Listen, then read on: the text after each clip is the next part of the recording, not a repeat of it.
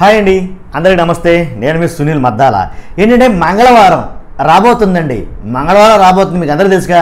మంగళవారం రాబోతుందంటే ఆ మంగళవారం కాదులే బాబు, అది అప్పుల వారం అన్నారు చాలామంది. దాన్ని మంగళవారం అని పిలవమాకు, అప్పుల వారం అని పిలువు అని అన్నారు చాలామంది.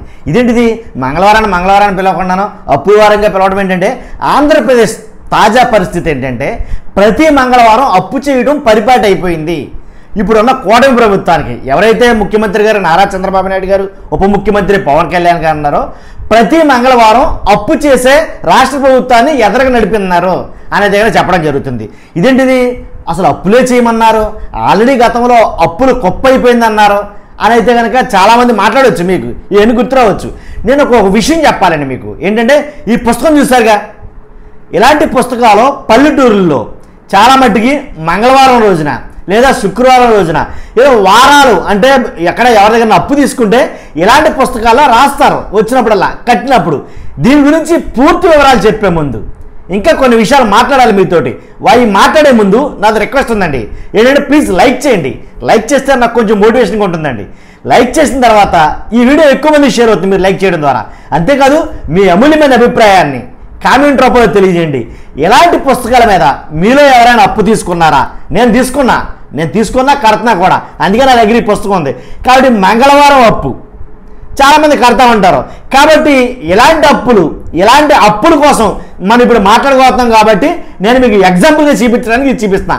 ఇది నేను తీసుకున్నదే, నేను కట్టిదే. కాబట్టి 100% మీ అమూల్యమైన అభిప్రాయాన్ని ఈ వీడియో ఎండ వరకు చూసి ఖచ్చితంగా కామెంట్ చేయండి. మీరు చేసే కామెంట్ నలుగురు చదివేలా ఉండాలి. అంతేకాదు మన ఛానల్ని పక్కాగా సబ్స్క్రైబ్ చేసుకోండి.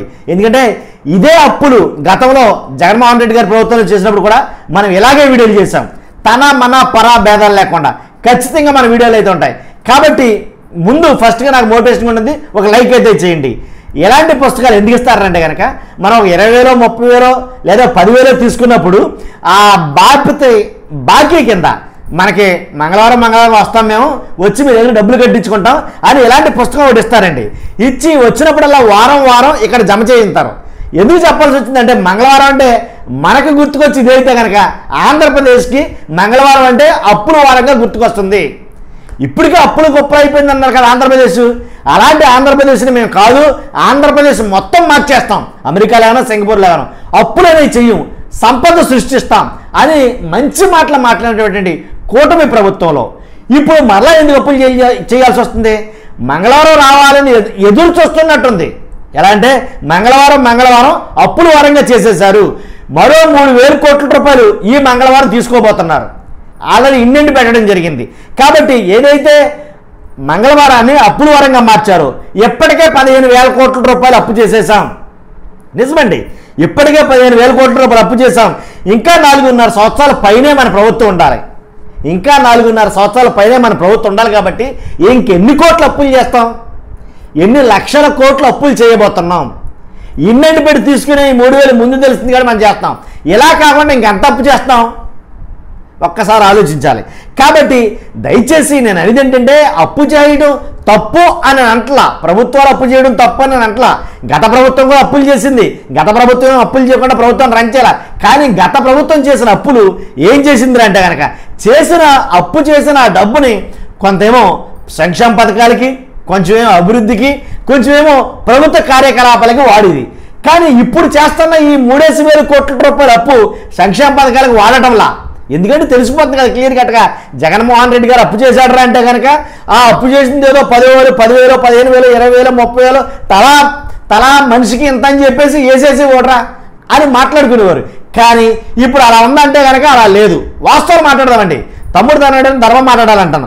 కాబట్టి ఆ సంక్షేమ పథకాల్లో ఏమన్నా చేసిన బాబు అప్పుల్లోంచి 15,000 కోట్లు రాని, 10,000 కోట్లు రాని, వారం 3,000 కోట్ల రూపాయలు అప్పు చేయని, ఆ అప్పు చేసిన దాంట్లోంచి ఏమైనా సంక్షేమ ఫలాల పేరిట ఏదైతే జగన్మోహన్ రెడ్డి గారు DBT ఏదైతే డైరెక్ట్ బెనిఫిట్ ట్రాన్స్ఫర్ ఏదైతే ఉందో అది చేసేవారో, అమౌంట్లు జమ చేసేవారో, ఎవరి వ్యక్తిగత ఖాతాల్లోకి వాళ్ళ వ్యక్తిగత ఖాతాల్లోకి డబ్బులు వేసేవారో ఆ విధానం ఇప్పుడైతే లేదుగా. మరి చేస్తున్న అప్పు దేనికి చేస్తున్నట్టు? కాబట్టి అప్పే చేయమన్న మీరు మంగళవారం అప్పు చేయాల్సిన పరిస్థితి ఎందుకు ఏర్పడినట్టు? మరి ఎప్పటి వరకు ఇలా అప్పులు చేస్తారో, ఎప్పటి నుంచి సంపద సృష్టిస్తారో? ఇలా ఒకటి కాదండి, చాలా ప్రశ్నలు అయితే బుర్రలో తిరిగేస్తున్నాయి. మనం వాళ్ళు కాదు, మంగళవారం వస్తుందంటే మీకు ఎలా ఉన్నా కానీ, మాకు ఎలాగున్నా కానీ, మేము కట్టే 1000-2000 ఎలా ఉన్నా కానీ మీరు తెచ్చి అప్పులు చూస్తేనే భయమేస్తుంది అని రాష్ట్ర ప్రజలు అనుకునేలాగా ఇంకెంతకాలం అప్పులు చేస్తారు?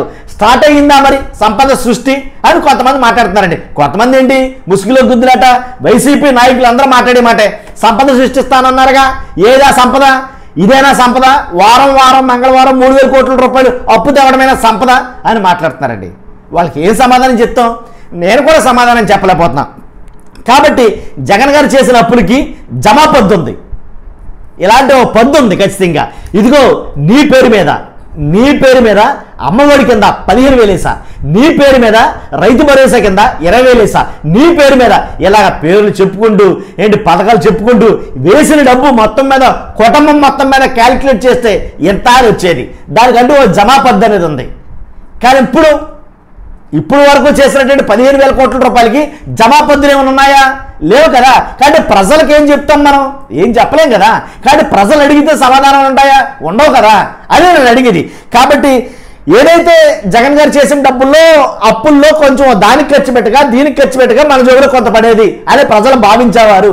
కాబట్టి జగనే ఉంటే అని జగన్మోహన్ రెడ్డి గారు అన్నారు కదా, జగనే ఉంటే నీ జోబులో పడేది కదా అని అన్నారు. నేను అంటలేదు ఈ మాట, ఒకసారి మీరు దాన్ని తప్పుగా అర్థం చేసుకోవద్దు. కాబట్టి కూటమి చేస్తున్న ఈ మంగళవారం మరో 3,000 కోట్ల రూపాయల అప్పు గురించి నేను మాట్లాడుతున్న మాట ఏంటంటే కనుక, ఏదైతే మంగళవారాన్ని అప్పుల వారంగా మార్చేశారో, గత ప్రభుత్వం చేసిన అప్పులు ఏ రకంగా అయితే చేశారో నేను మొత్తం క్లియర్ కట్గా చెప్పా. ఇప్పుడు కూటమి చేస్తున్న అప్పుల గురించి మాత్రం నేను చెప్పేది ఏంటంటే కనుక, చేస్తున్న అప్పుల్లోంచి సంక్షేమ పథకాలకి ఏమన్నా వెళ్తుందా? సంక్షేమ పథకాలండి వెళ్తుందా అంటే లేదు. పోనీ వెనువెంటనే జరిగిపోయి అభివృద్ధిలోకి ఏమైనా వెళ్తుందంటే లేదు. ఓన్లీ ప్రభుత్వాన్ని నడిపించడానికే ఇన్ని వేల కోట్ల రూపాయలు అప్పు చేస్తే మిగిలిన ఇతరాత్ర అభివృద్ధి ఇంకా చెయ్యాలంటే కనుక ఎలా పరిస్థితి? మీరు పెంచిన పెన్షన్లు ఏవైతే ఉన్నాయో 4,000 రూపాయలు, జస్ట్ 4,000 రూపాయలు చొప్పున మొత్తం ఏదైతే పెన్షన్లు అన్నీ పెంచారో ఆ 4,000 రూపాయల పెన్షన్లు డబ్బులు జమ చేయడానికే వారానికి 3,000 కోట్ల రూపాయలు అప్పు చేయాల్సి వస్తుంది. మరి మిగిలిన పథకాలన్నీ అమలు చేయాలంటే ఏం 3,000? రోజుకి వారానికి 300 కోట్లు, వారానికి 3 లక్షల కోట్లు అప్పు చేయాల్సిన పరిస్థితి వస్తుందేమో అన్ని పథకాలు అమలు చేయాలంటే. కాబట్టి అయ్యే పనా, ఇది జరిగే పనా, జరగని పనా అనేది చాలా మంది మాట్లాడుకున్నారండి. మళ్ళీ మంగళవారం వచ్చిందంటే చాలు ఓన్లీ డిస్కషన్ దీని గురించే. ఏంటంటే ఎరా మన ఓన్లీ మంగళవారం తెస్తున్నారంటావా? ఎంట్రా 3,000 కోట్లు తెస్తారట అప్పు అనేది కనుక మాట్లాడుకునే పరిస్థితికి అయితే కనుక ఆంధ్రప్రదేశ్ ప్రజలు వచ్చారని 100% చెప్పొచ్చు దీంట్లో. కాబట్టి మంగళవారం రాకుండానే ఆల్రెడీ మనం వీడియో చేస్తున్నామంటే మనం వీడియో చేయకముందే ఆల్రెడీ కొంతమంది ప్రజలు మాట్లాడుకుంటున్నారు. అదే నేను చెప్పబోయే విషయం. కాబట్టి ఇప్పటికైనా సరే, అంటే నేను ఎలా చెప్తానేమో కొంతమంది కామెంట్లు పెడతారు, ఏమంటే ఒరే బాబు అసలు అధికారంలోకి వచ్చిందే మొన్నే కదరా, ఎప్పుడు నేను ఫస్ట్ వీడియో పెట్టినప్పుడు అధికారంలోకి వచ్చింది మొన్నే కదా అని అన్నారు. తర్వాత వీడియో పెట్టినప్పుడు అధికారంలోకి వచ్చి నెల అయింది కదా అన్నారు. మరలా వీడియో పెట్టినప్పుడు అధికారంలోకి వచ్చి 2 నెలలు అయింది కదా అన్నారు. మరలా వీడియో పెడితే 3 నెలలు అవుతుంది కదా అంటారేమో. కాబట్టి తర్వాత ఇంకా దయచేసి నేను ఈ అప్పుల గురించి అయితే కనుక వీడియో చేయదలుచుకోలేదు. ఎందుకంటే ప్రతి వారం మంగళవారం అప్పు చేస్తే నేను ప్రతి వారం దీని గురించి వీడియో చేయడం బాగోదండి, చాలా సరాగ్గా ఉంటుంది అలాగా. కాబట్టి నేను ఈ అప్పుల వారం గురించి మంగళవారం గురించి వీడియో చేయకూడదని డిసైడ్ అయ్యా. కాబట్టి మీ అమూల్యమైన అభిప్రాయం ఏంటి? అసలు ఆంధ్రప్రదేశ్ అభివృద్ధి ఏదైతే సంపద సృష్టి ఎప్పటి నుంచి ప్రారంభమవుతుంది నాకు తెలియట్లా. మీకేమైనా తెలిస్తే ఖచ్చితంగా కామెంట్ చేయండి. ఎవరో కోప్పడొద్దు. కొంతమంది మనసులు నొచ్చుకుంటున్నాయి, కొంతమంది మనోభావాలు దెబ్బతిన్నాయి. నేను అడిగే ప్రశ్న సూటిగా అడుగుతున్నా, ఎప్పటి నుంచి స్టార్ట్ అవుద్ది సంపద సృష్టి? ఈ అప్పులనేవి ఎప్పుడు ఆపేస్తారు? అరే జగన్మోహన్ రెడ్డి గారి ప్రభుత్వం అప్పులు కుప్ప చేసేసింది ఆంధ్రప్రదేశ్ని. ఆ మాట మరలా మీకు వర్తించకుండా ఎప్పటి నుంచి చేస్తారు?